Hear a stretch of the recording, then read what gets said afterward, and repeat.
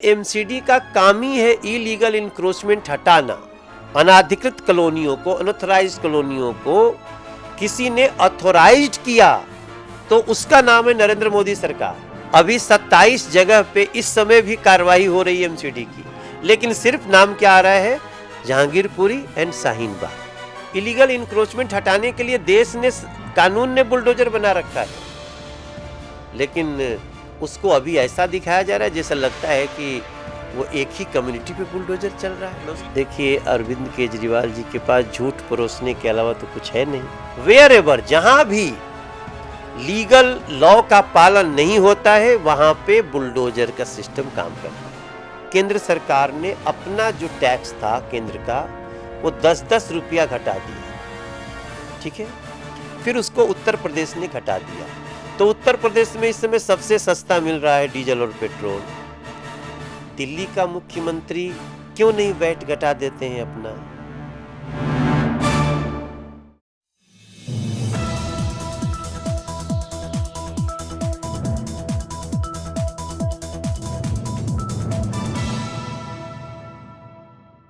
नमस्कार, एनबीसी हिंदी पर आप सभी का स्वागत है। मैं हूं आपके साथ मयंक तिवारी। जहांगीरपुरी हिंसा के बाद जिस तरह से बुलडोजर वाली कार्रवाई चल रही, जो अभियान चलाया जा रहा है, उसको लेकर हमारे साथ बातचीत करने के लिए दिल्ली बीजेपी के पूर्व प्रदेश अध्यक्ष और सांसद, बीजेपी से सांसद मनोज तिवारी जी हैं। इनसे हम बातचीत करेंगे और जानेंगे कि आखिर ये बुलडोजर अभियान जो चलाया जा रहा है, इसके पीछे क्या कुछ मकसद है, और जहांगीरपुरी में उस समय ही क्यों बुलडोजर चलाया गया जब वहाँ पर इस तरह की हिंसा हुई। क्या इसके पहले अतिक्रमण वाली जानकारी सरकार के पास नहीं थी, या चीज़ों को उस तरह से दबाया जा रहा था, या उतना संज्ञान में नहीं लाया जा रहा था? क्योंकि हिंसा होने के बाद से कार्रवाई तेज हो गई और उसके बाद फिर धीरे धीरे अब शाहीन बाग की तरफ रुख चल रहा है, जहाँ पर सीएए एनआरसी का दंगा हुआ और सब सारी चीज़ें हुई। तो सर, किस तरह से आप देखते हैं इन चीज़ों को? ये जो आपका प्रश्न है ना, जहांगीरपुरी और जो और भी लोगों के, मीडिया चैनल के, रिपोर्टर्स के जुबान पे सबको आया है कि जहांगीरपुरी जहांगीरपुरी, ये प्लांटेड एटमॉस्फेयर है। और ये प्लांट उनके द्वारा किया गया है जो इस देश में रूल ऑफ लॉ नहीं होने देना चाहते हैं। वो चाहते हैं कि इस देश में, इस देश का समुचित विकास न हो, सबको अपना हक न मिले, अवैध तरीके से काम किए जाए, इलीगल काम किए जाए, इसको वो प्रश्रय देते हैं। और वो लोग बहुत जगह हैं। वो लोग ब्यूरोक्रेसी में भी हैं, वो लोग मीडिया में भी हैं, वो लोग पॉलिटिक्स में भी हैं, वो लोग जुडिशरी में भी हैं, सब जगह लोग हैं। वरना आज से 12 महीना पहले ये पटपड़गंज में गीता कॉलोनी के पास पूरी एक वाल्मीकि लोगों की बस्ती गिरा दी गई, बुलडोज कर दी गई। और गिरने के पहले वाल्मीकि समाज उनसे, मुख्यमंत्री से निवेदन करता रह गया, उसको एकदम गिरा दिया गया। तो बात सीएम साहब जब आए तो उन्होंने सिर्फ इतना कहा कि भाई, जो लोग का घर गिर गया है इनको कहीं टेम्पररी व्यवस्था करो रहने की। उस दिन तो बुलडोजर का किसी को ध्यान नहीं आया। यहाँ तक कि आपको तो नाम भी नहीं याद होगा जो मैं घटना बता रहा हूँ। अभी कुछ दिन पहले यहाँ हमारे तिमारपुर विधानसभा में, मॉडल टाउन में, सीलिंग के लिए लगातार बुलडोजर चले। थोड़ा थोड़ा न्यूज चलता था, सीलिंग, उसको सीलिंग कहते थे, बुलडोजर नहीं कहते थे। तीसरा एग्जाम्पल देता हूं आपको, अमर कॉलोनी में 47 के बाद जो लोग पाकिस्तान से आए उनको जमीन दी गई है, लीगल दी गई है। उन्होंने उस पे दुकान बनाई। दुकान के सामने थोड़ा 2-2.5 फीट वो लोग जगह जो फुटपाथ की थी उस पे बढ़ गए। उस पूरे अमर कॉलोनी को 3 साल से सील किया हुआ है। कितने लोगों को तो सदमे से हार्ट अटैक हो गया। एक बार किसी ने हमसे नहीं पूछा अमर कॉलोनी में बुलडोजर क्यों चला, लेकिन जहांगीरपुरी में बुलडोजर चला तो उसकी चर्चा हो रही है। अभी 27 जगह पे इस समय भी कार्रवाई हो रही है एमसीडी की, लेकिन सिर्फ नाम क्या आ रहा है, जहांगीरपुरी एंड शाहीन बाग। ये वो जो लोग हैं जिन्होंने सिस्टम को कब्जा कर रखा है और वो चला देते, हम आप उसमें सिर्फ फंसते हैं। मैं बहुत जिम्मेदारी से कह रहा हूं आपको, इसकी पूरी बहुत सारे ऐसे चैनल्स हैं जो उनके तह में नहीं जाएंगे, उनको लगेगा यार ये चल रहा है तो हमें भी चलाना चाहिए। बट जो चलाने के लिए कुछ लोग आते हैं, आप सोचिए कैसे होता है कि आधे घंटे में स्टे मिल जाए किसी केस में, फोन के ऊपर स्टे मिल जाए किसी केस में, और किसी केस में आदमी 20 पैसे का, हमारे केस में ऐसा, देश में ऐसा भी केस है कि कंडक्टर ने 20 पैसे का कम जमा किया था और उसको 40 साल केस लड़ना पड़ा। तो ये सारा सिस्टम जो है ना, ये कोई डिस्क्रिमिनेशन नहीं है कि यहाँ कोई मुस्लिम भाई है तो उसके ऊपर बुलडोजर चल रहा है, जो बनाने की कोशिश हो रही है। ये तो एमसीडी का काम ही है इलीगल इंक्रोचमेंट हटाना। बीजेपी ने पहली बार दिल्ली में जो इलीगल हाउसेस थे उसको लीगल कर दिया। अनाधिकृत कॉलोनियों को, अनऑथराइज्ड कॉलोनियों को किसी ने ऑथोराइज्ड किया तो उसका नाम है नरेंद्र मोदी सरकार। वो काम करने वाली है बीजेपी। 40 लाख से ज्यादा लोगों के घर, 1703 कॉलोनियां जो अनाधिकृत थी, कलंक का, अनाधिकृत का कलंक लगा था, उसको हमने अधिकृत कर दिया। आज रजिस्ट्री करा के लोग उसको, अभी भी मैं बोलूंगा जो रजिस्ट्री नहीं कराए हो करा लीजिए। 1500, 800, मैंने जो लोग 20-20 लाख रुपया देना चाहते थे उसका मात्र 2-2.5 हजार में, या बहुत बड़ा प्लॉट है तो 20 से 25 हजार में हो जाएगा। और ये काम किया है बीजेपी ने, उसकी चर्चा नहीं हुई। लेकिन जहांगीरपुरी में बुलडोजर चल गया तो बुलडोजर चल रहा है, बुलडोजर चल रहा है। तो मैं ये आपको बताना चाहता हूं कि ये एमसीडी की रेगुलर चलने वाली कार्रवाई है और सुप्रीम कोर्ट के कहने पे होती है। इसी दिल्ली में भूरे लाल जी के नेतृत्व में मॉनिटरिंग कमेटी बनाई सुप्रीम कोर्ट ने। काहे लिए बनाई थी? दही जलेबी खाने के लिए बनाई थी कि इलीगल इंक्रोचमेंट हटाने के लिए बनाई थी? आज भूरेलाल जैसा और उनके साथ जो 3 लोग थे, सब बेईमान हैं, चोर है सब। मैं बहुत जिम्मेदारी से आपके चैनल पे बोल रहा हूं। ये लोग एक्स ब्यूरोक्रेट्स रहे हैं। इन लोगों ने दिल्ली के लोगों को चूस लिया इंजेक्शन लगा के। बुलडोजर भेजते थे, कहीं तोड़ते थे, उसके बद में कई जगह पे बहुत करप्शन होते थे, लेकिन लोगों ने इलीगल इंक्रोचमेंट नहीं हटाई। क्या कारण हुआ बताइए ना, आप सोचिए। When we are talking about illegal encroachment, हम क्यों कर रहे हैं बुलडोजर? इलीगल इंक्रोचमेंट पे ध्यान देना चाहिए ना हमको।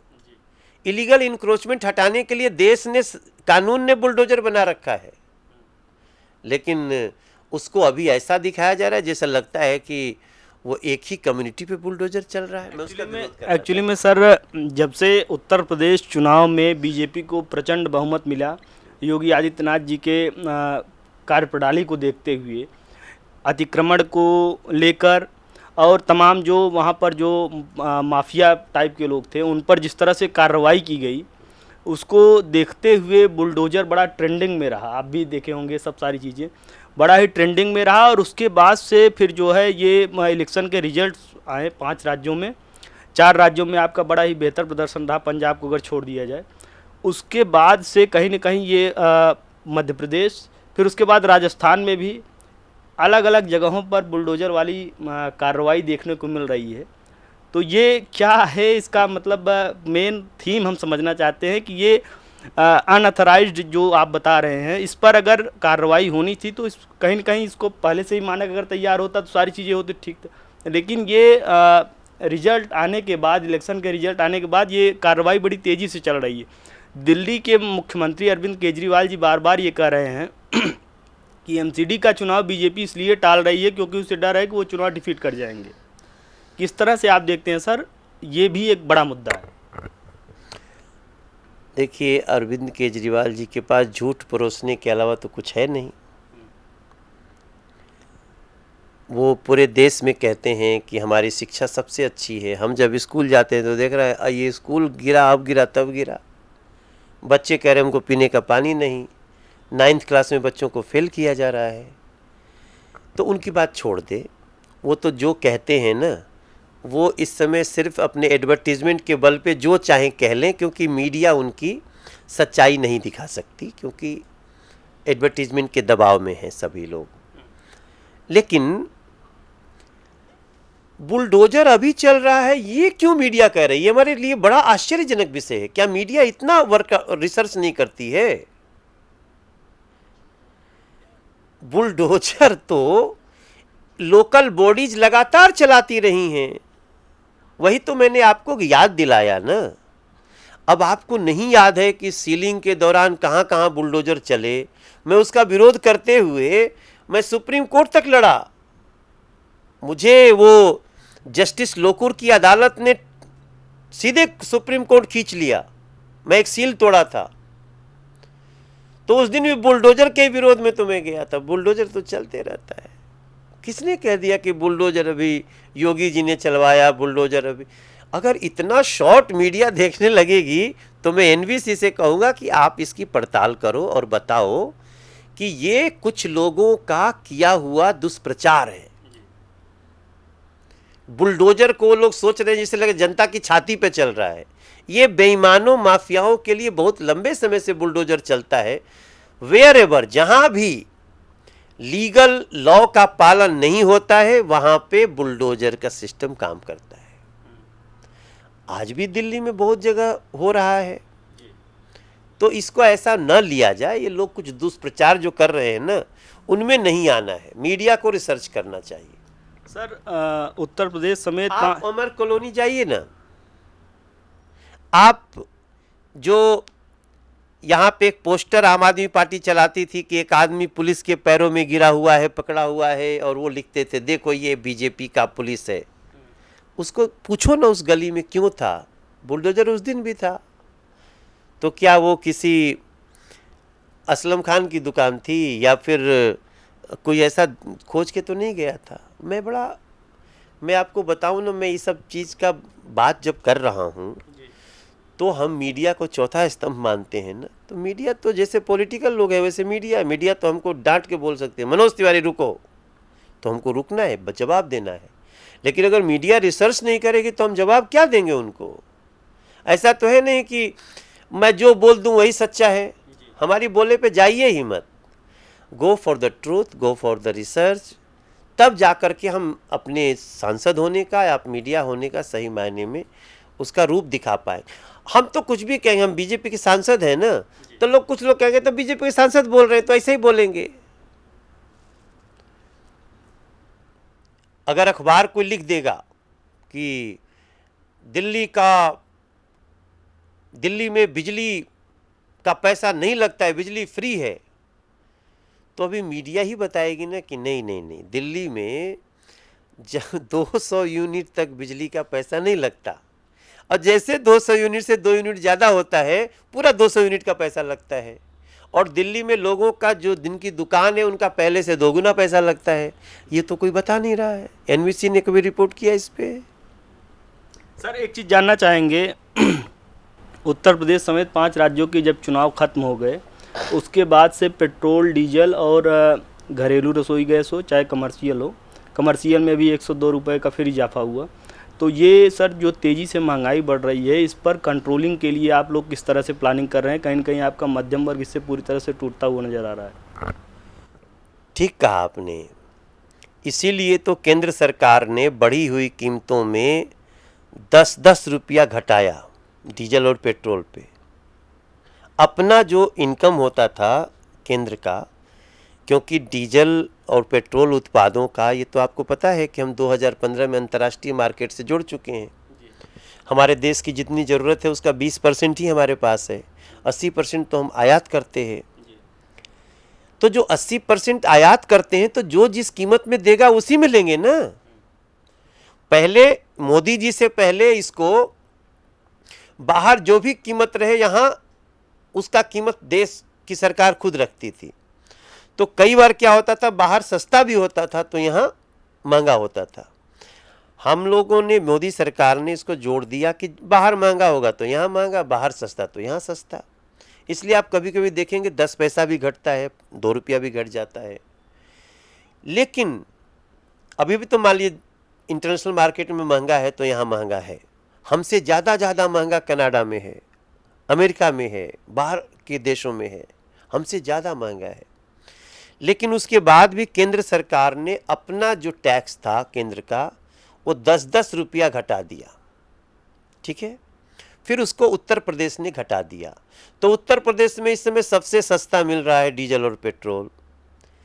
दिल्ली का मुख्यमंत्री क्यों नहीं वैट घटा देते हैं अपना?